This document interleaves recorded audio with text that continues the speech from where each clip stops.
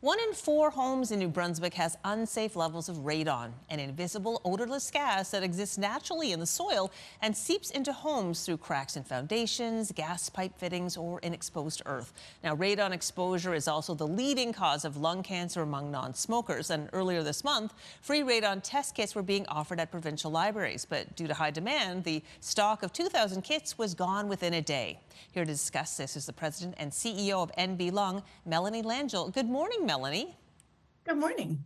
So good to have this conversation. I know the radon exposure is a serious issue. First of all, though, what is the latest on radon kit availability? Well, as you mentioned, the kits were incredibly popular during that first day that they were available in the libraries, and they ran out very quickly. So the Provincial Library Service has informed me that they are monitoring the inventory at all their libraries on a daily basis and replenishing as needed. They do have a lot more on hand. So we are encouraged to give your library a call. If you don't go to the library very often, you're making a special trip, give them a call before you head out. Make sure that they have some for you today, because if they're out, it might be a couple of days before they're able to get restocked. We're seeing various types of radon kits on our screen now. How do these kits work? You've got quite a variety there. So Just the average one.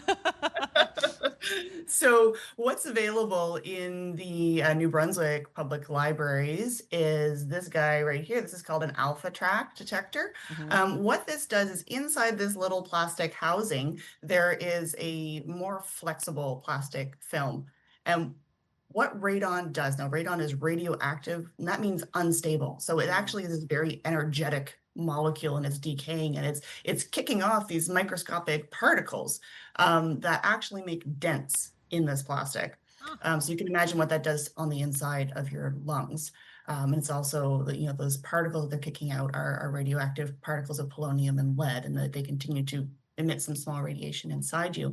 But these tests, so we just put them somewhere. It's super simple to do this test. It's just a matter of placing this detector somewhere on the lowest level of your home that you spend time in. Not your basement, that's storage only, but if you have a TV room or something, or bedroom down there, that's where we put it.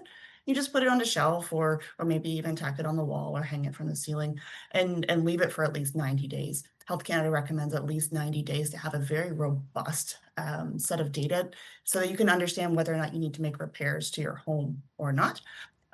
So after the 90 days, the laboratory will take this little device, they pull out that small film inside, put it under a microscope, and they can actually see all those little dents in the plastic. And based on how long that test was exposed to the radiation, they can determine what the concentration is in the home. What we have, another option is these electronic devices. So sorry, I got a blur here, but this looks like basically a calculator. And this gives me a reading. It takes about 7 days before it will give me an average, because radon levels go up and down quite a bit, day to day, month to month, house to house, based on so many factors.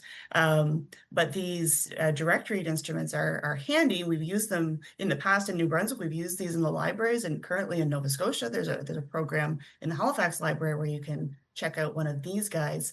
And we've used it really as an awareness raising device. So you can have that in your home.